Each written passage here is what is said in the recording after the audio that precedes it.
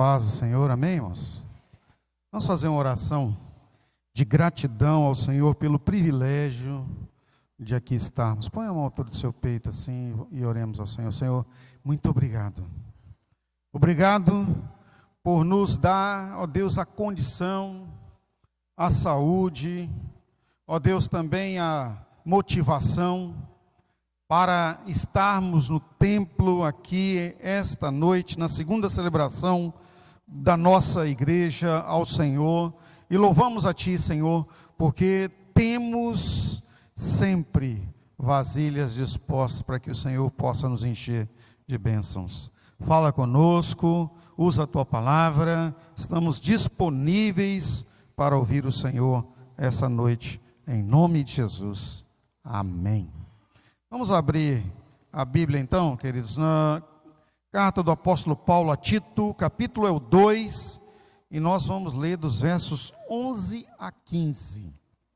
Tito, capítulo 2, dos versos 11 a 15.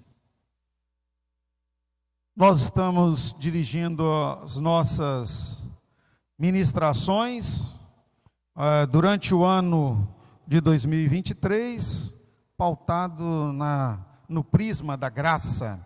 É o ano da graça, e nós temos compartilhado 2 Timóteo capítulo 2, verso 1, que a graça de Deus é o que nos move. Então, sobre esse mesmo prisma, nós vamos compartilhar essa noite como é a vida na graça de Deus.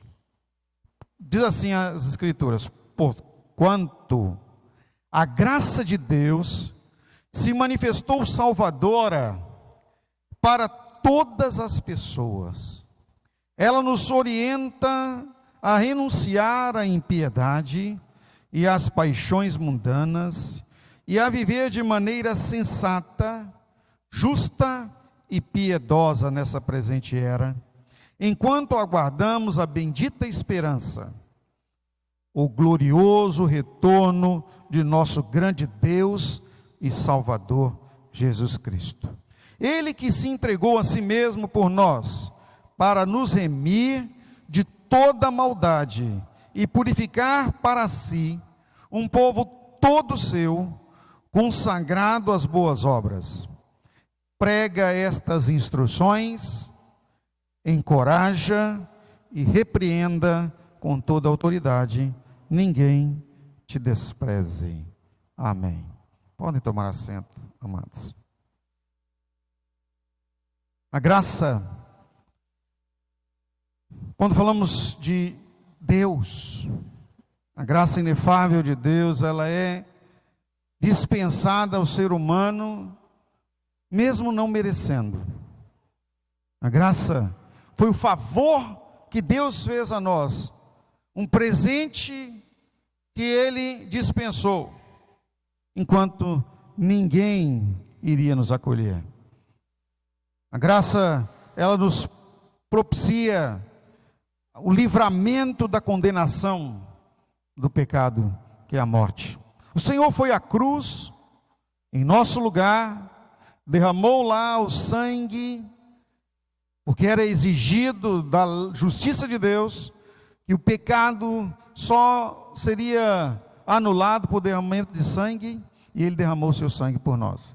E nesse derramado sangue, a graça de Deus se manifestou como graça salvadora, dando-nos a oportunidade da vida eterna. Em João capítulo 10, verso 10, o próprio Jesus falando acerca disso, Ele diz: eu vim para que vocês tenham vida e vida em abundância, ou seja, vida eterna. Tudo isso objeto do grande amor de Deus. Deus nos amou incondicionalmente, mesmo imerecidamente, como éramos. Ele nos amou.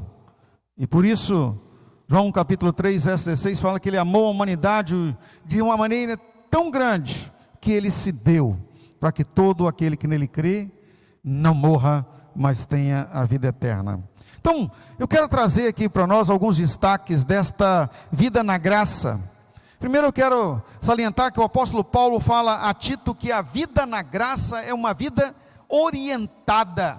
Olha o que diz as Escrituras: ela nos orienta. A graça nos orienta. A graça nos orienta como? É pela palavra. A palavra de Deus, ela é a transmissora, a norteadora, a esclarecedora da graça. Quanto mais adentramos na meditação das Escrituras, no conhecimento de Deus pela palavra, mais a graça de Deus se manifesta como orientadora para a nossa vida. E aí a nossa vida não só espiritual, mas física e emocional também. E no texto fala aqui que a graça, ela nos orienta a renunciar à impiedade e às paixões humanas. A impiedade são as práticas e a vida dos ímpios. E a palavra de Deus nos traz a conhecimento no Salmos número 1. Fala assim, muito abençoado, porque a expressão bem-aventurado quer dizer muito abençoado. Repita comigo assim, eu sou muito abençoado. Glória a Deus, você é muito abençoado, porque bem-aventurado é o homem, ou seja, é o ser humano, que não anda segundo o conselho dos ímpios, não se detém no caminho dos pecadores, nem se assenta à roda dos escarnecedores. Antes, ele tem o seu prazer, é na lei do Senhor, e na sua lei medita de dia e de noite. Veja aí que a graça de Deus, portanto, se manifesta a nós, mas ela é conhecida, torna-nos esclarecida, há uma iluminação de Deus quando nós vamos para a palavra. E há um alerta do salmista que nós devemos meditar na palavra do Senhor, na lei do Senhor, de dia e de noite. Nós temos aqui sempre instado a igreja em todas as nossas mensagens, ministrações, ensino, que nós precisamos tirar um tempo de relacionamento com Deus.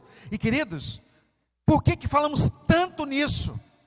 Porque é muito difícil, não é? A nossa paixão carnal, a nossa impiedade, e eu falo nós porque todos nós temos, está incrustado em nossa carne, é uma luta constante do Espírito para dominar a carne, e só dominamos o nosso desejo pecaminoso quando o Espírito Santo, o diretor, o Senhor, está dirigindo a nossa vida.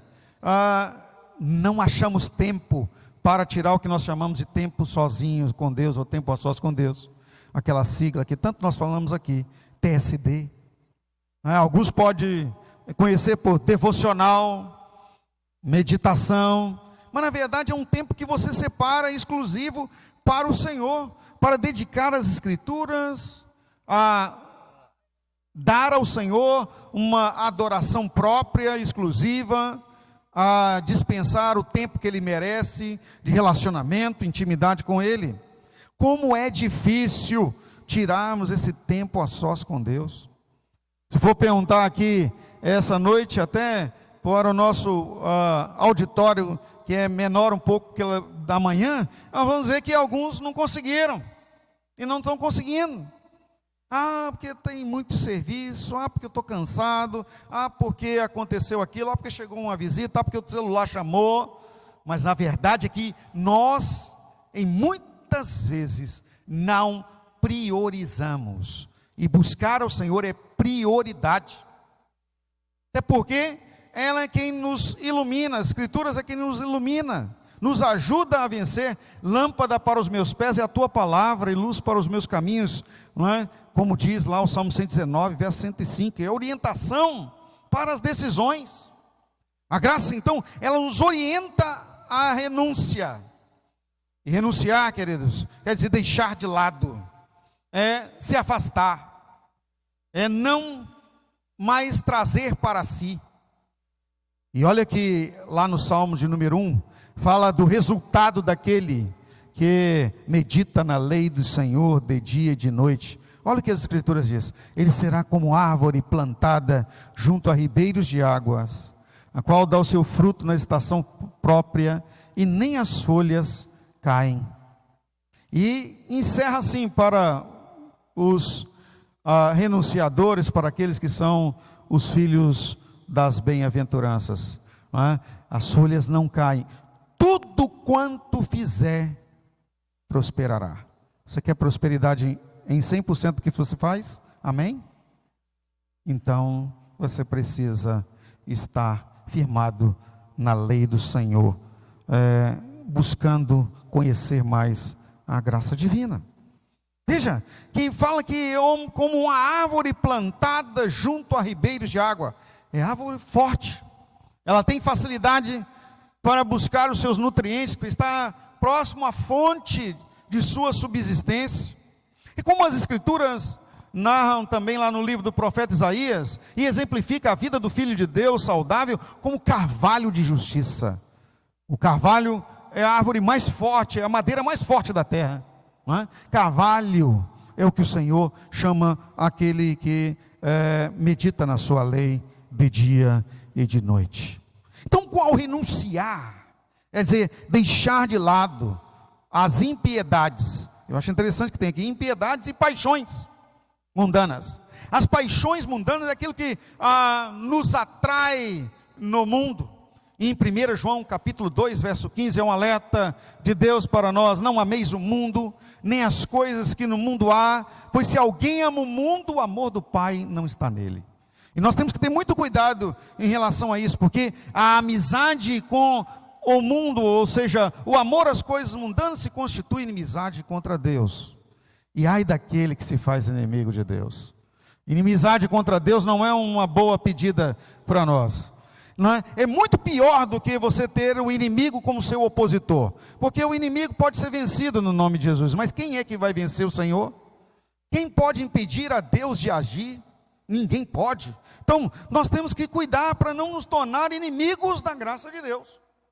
E para isso, queridos, é rejeitar, é renunciar às paixões, os desejos pecaminosos que estão declinados lá em Gálatas capítulo 5. E aí você vai buscar lá dos versos 16 até os versos 20 e vai ver quanta coisa são enumeradas. Mas aquele que sai dessas coisas, ele busca uma vida piedosa, uma vida sensata, uma vida realmente ajustada, e isso nós chamamos que a graça, falamos que a graça de Deus, então, portanto, ela nos traz uma vida equilibrada.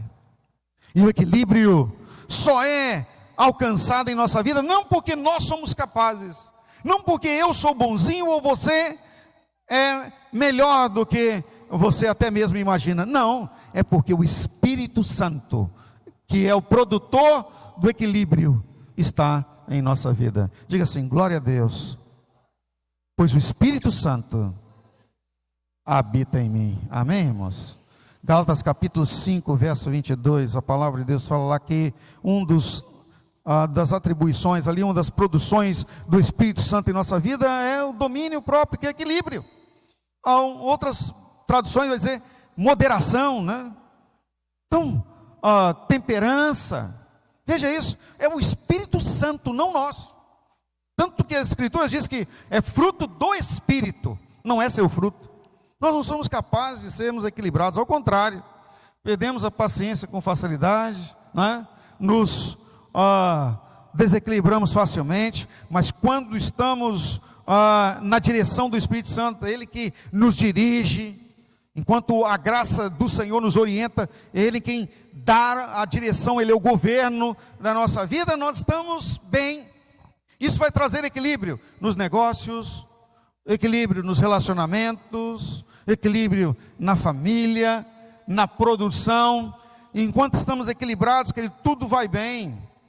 Nada de mais é bom e nada de menos também. Nós temos que estar na porção do Espírito Santo. E quando o Senhor está dominando, o equilíbrio acontece. E aí nós temos a condição de aguardar a volta do Senhor, constituindo e realizando o papel para o qual fomos designados. Cuidar bem das pessoas que o Senhor nos coloca nas mãos, especialmente dos de nossa família. Como é importante estarmos equilibrados no relacionamento familiar, né? Não há guerras nem contendas no lar, não temos perda no relacionamento, mas a comunhão de Deus se estabelece. Verdadeiramente nossa casa se torna templo de Deus, não é? Lugar de adoração. E por isso mesmo aqui como igreja, nós instamos e orientamos muito. Aqui façamos nosso culto doméstico, que nós chamamos aqui de célula madre. Como é importante, irmãos, eu não me canso de falar isso, em todos os nossos cultos, em todas as vezes que eu tenho oportunidade de compartilhar a palavra de Deus, que é muito importante para a nossa vida, e não é fácil, né? Na hora de separarmos lá, né, nós aqui escolhemos comumente para orientar vocês a fazer na segunda-feira, mas irmão, se não dá na segunda-feira, pelo amor de Deus, faça em outro dia da semana, em algum dia reúna a sua família toda, não é? Desligue lá, se desligue das redes sociais, dos gamers, da TV, se for ligar a TV, ligue só no YouTube para ouvir uma música, ou plugar lá algum instrumento, um device lá, que vai trazer a você música para você louvar a Deus.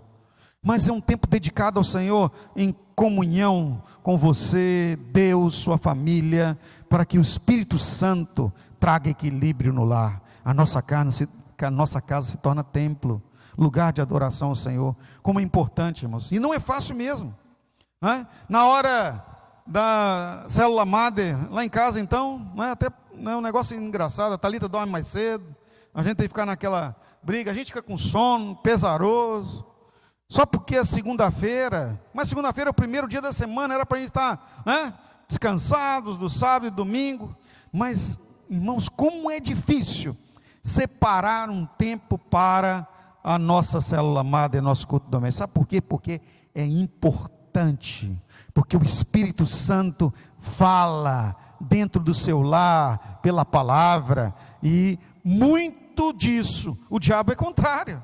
Não vamos subestimar o diabo, irmãos. Vai aparecer visita, vai ter gente chamando para aniversário numa segunda-feira, acredita um negócio desse? Festa de aniversário numa segunda-feira, né? Normalmente é no sábado, no domingo. Gente, vamos caminhar na praia, vamos fazer isso, vamos fazer aquilo, tudo na segunda-feira, que quando você não tinha célula amada, você ficava, o que eu vou fazer na segunda-feira? E ficava lá, infelizmente, às vezes até assistindo novela, porque não tinha nada para fazer. Mas quando tem a célula amada, é um compromisso com Deus, aí já começa a complicar as coisas. Sabe por quê, irmãos? Deus quer trazer equilíbrio ao seu lar. Ele quer que sua casa, seu apartamento onde você mora, seja reconhecido como local de adoração. A minha casa será chamada casa de oração. E se o Senhor mora conosco, queridos, a nossa casa é uma casa de bênçãos. Aleluia ou não? Amém, aleluia. Mas é uma luta. Então eu desafio você a renunciar o comodismo da segunda-feira, reunir a sua família, juntar ali na sala, prestar um culto de adoração a Deus. Quem tem filhos, instar até as crianças a pegar um instrumento, mesmo que seja daqueles de brinquedo. Como é importante. Eu me lembro que a gente, quando começou na nossa casa, Thalita ainda não tocava nada, a gente, né, tinha lá aqueles instrumentos pequenininhos lá, dava a ela, ela ficava feliz por achar que estava louvando. E hoje já é diferente, já toca, já coloca a música diferente, já está pronta, e hoje está louvando ao Senhor. E passa rápido, tá, gente? Se você não investir na sua criança agora, você vai ver como num estalar de dedos. A nossa nenenzinha, que agora é mesmo, estava vendo ali o Vandenberg entrando com o neném no bebê conforto. Alguns dias atrás, estava eu e a Elda, carregando a Thalita no bebê conforto, louvando a Deus na igreja, e ela sentando o pé, balançando. Hoje já está uma moça aqui no louvor, e eu já estou mais do que preocupado, né? Muito mais do que preocupado. Eu vou abrir o coração para vocês, preocupadíssimo, né? Porque já tem aparecido alguns desafiadores, que são assim muito corajosos, mas chegam perto de mim, apertam a minha mão e ficam rondando, né? A gente não pode mais jogar pedra em animais, né? Antigamente a gente pegava uma seta e derrubava o gavião na pedrada, hoje não pode mais. Então você fica ali só na graça de Deus. Ainda bem que a graça de Deus, ela é, né, protetora, e a gente ora: Senhor, repreende o inimigo no nome do Senhor Jesus. Né, o inimigo é tenso. Então temos que orar em tudo e cuidar, queridos. Se não ensinarmos em casa, os nossos filhos não vão reconhecer como é o Senhor, e a correção com equilíbrio é na palavra, chamar a atenção na palavra. Você quer ser inimiga de Deus? Eu ensino assim, olha, as escrituras dizem assim, né? Você não é uma serva de Deus ou não? Como é que será? E as coisas apertam quando a gente chama o Senhor para cuidar daquilo que nós precisamos que seja cuidado, né? Ele faz melhor do que eu e você. Então, uma vida equilibrada no Senhor faz com que nós tenhamos, querido, sucesso. E aí a esperança que nós estamos aguardando, que a volta do Senhor Jesus vai acontecendo, e nós vamos acolhendo aqueles que o Senhor Deus deu para cuidar, e cuidar bem, e não negociar a nossa fé, e não abandonar, mas sim renunciar o mundo com as suas paixões, e acatar a direção do Espírito Santo. Por fim, eu quero compartilhar com você aqui que quem tem a vida na graça, além de ser uma vida orientada, uma vida equilibrada no Senhor, ele tem uma vida consagrada. Consagrada quer dizer uma vida realmente tratada, separada, diferente.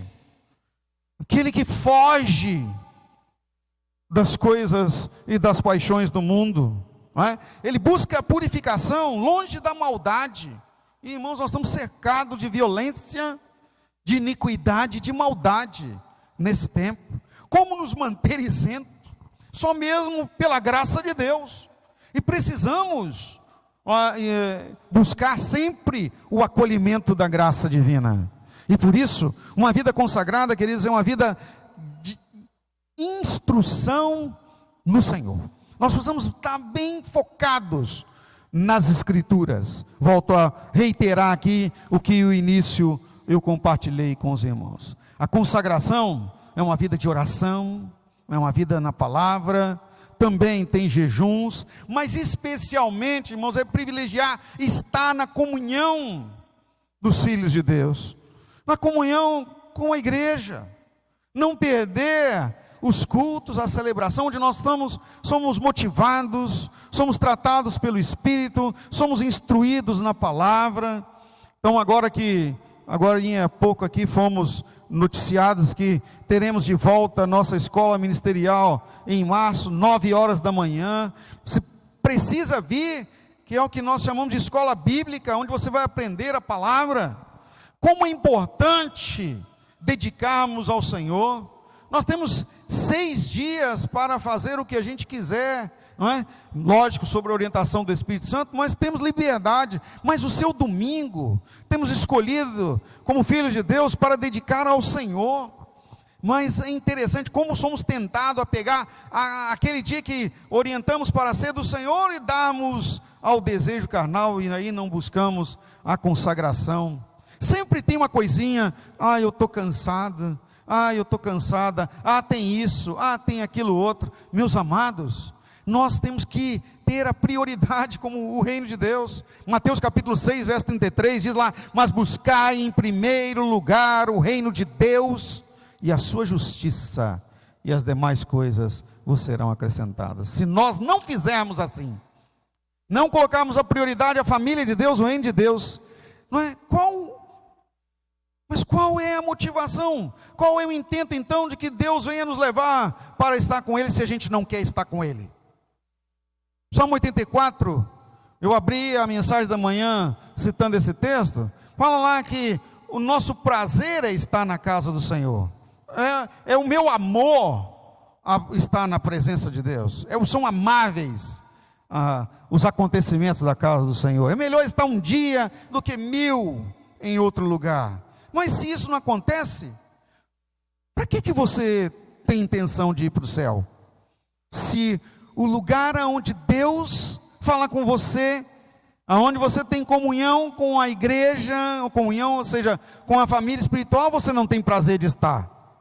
Então o céu não é seu lugar, não é? Porque o céu é para os consagrados, é para aqueles que entendem que nós estamos aqui, nossa vida aqui tem propósito, e a consagração nos torna aptos, desafiadores, para cuidar e para exemplificar Cristo às pessoas por meio de nossa vida, nosso comportamento, nosso relacionamento com eles no trabalho, na escola, na família, veem Jesus em nós. E quando estão então em aflição, sabe o que acontece? Vem até nós para pedir, ora por mim, né?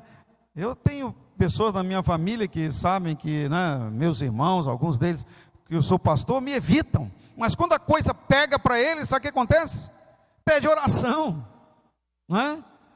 Vem pedir oração para a gente. Olha, ora aí, porque as coisas aqui estão difíceis, tem gente doente. É interessante, né? Então, quando nós estamos numa vida consagrada, queridos, nós somos o farol de Deus neste mundo. O Senhor vai nos usar até para aqueles que nos detestam. As coisas mudam quando a situação chega em dificuldade para as pessoas que estão nos evitando. Elas nos procuram, elas querem oração, elas querem ajuda. Então é assim que o Espírito Santo quer usar você, no seio da sua família, no ambiente de trabalho, até aquele colega de trabalho que em vez ou outra te persegue, você sabe disso, mas na hora certa o Senhor vai te usar como uma vida consagrada. Sabe por quê? As pessoas precisam de Deus. Eu preciso de Deus. Quem precisa do Senhor diz assim, amém. Nós precisamos, não é? Então, se nós precisamos, nós que estamos buscando o Senhor, que estamos lutando, desafiando os nossos desejos, estamos aqui hoje, glória a Deus pela sua vida, quanto mais aqueles que estão sem o Senhor, iludidos, fora de uma vida consagrada, de uma vida piedosa, não é? Aquele que é piedoso, tem paixão pela coisa sagrada, cuida das coisas de Deus. Então, a graça de Deus, ela precisa ser compartilhada. E quando nós estamos cheios da consagração, olha o que Paulo fala a Timóteo: prega essas instruções, encoraja, repreenda com autoridade. Irmãos, nós não podemos ficar silentes em relação à verdade das Escrituras. Nós temos que compartilhar desafiadoramente com aqueles que estão ao nosso lado. Pessoas precisam ouvir de Deus. Se não ouvirem a pregação, não haverá libertação. Quando Filipe estava andando próximo ao eunuco da rainha de Cândice, ele perguntou assim: olha, você está entendendo o que você está lendo? Ele estava lendo o profeta Isaías. O homem disse assim: como eu poderei entender se não houver quem me explique? E aí Filipe subiu no carro e explicou as Escrituras. A pregação, as Escrituras, elas precisam ser explicadas às pessoas, não é? As pessoas que querem até em algum momento ler a Bíblia, mas sem o entendimento do Espírito Santo, eles estão ofuscados. E é nosso papel, com a graça de Deus, compartilhar a verdade com aqueles que nos cercam. Em muitos casos, ou em muitos momentos, nós seremos rechaçados, não haverá espaço para isso, mas a oportunidade não pode ser perdida. Por isso nós temos que estar preparados para compartilhar a verdade da graça de Deus e da nossa fé. Então, essa noite, o que Deus fala conosco aqui para encerrar: uma vida na graça de Deus é uma vida orientada pelo Senhor, o Espírito Santo, é equilibrada porque é fruto do Espírito em nossa vida, e é consagrada porque aquele que está no Senhor, ele precisa fazer um investimento, e o investimento é renúncia. E Jesus mesmo falou acerca dos discípulos: aquele que quiser vir após mim, negue-se a si mesmo, a cada dia tome a sua cruz e siga-me. A vida na graça, portanto, é uma vida de renúncia do eu, o eu acho, o eu penso, o eu quero, para que o Espírito Santo direciona para o que Deus intenta fazer por meio da minha vida, realmente aconteça, pois a vontade dele sobre nós, ela é boa, ela é perfeita e ela é agradável, como diz Romanos capítulo 12, verso 1 e 2. Que Deus prospere esta palavra na sua vida. Eu quero convidar você para colocar de pé no nome do Senhor Jesus, para fazermos uma oração. Senhor Deus, no nome de Jesus, nós estamos diante de Ti aqui essa noite, e o nosso intento, Senhor, é de uma vida consagrada ao Senhor, uma vida na graça, uma vida orientada, direcionada pelo Teu Espírito Santo, uma vida, ó Deus, equilibrada, cheia da Tua presença, o Senhor que promove em nós o equilíbrio, também, Senhor, dedicada em tempo a sós com o Senhor, crescendo espiritualmente, tendo do Senhor sobre nós a Tua bênção. Continua a falar conosco, Senhor, e nos abençoar no nome de Jesus. Amém.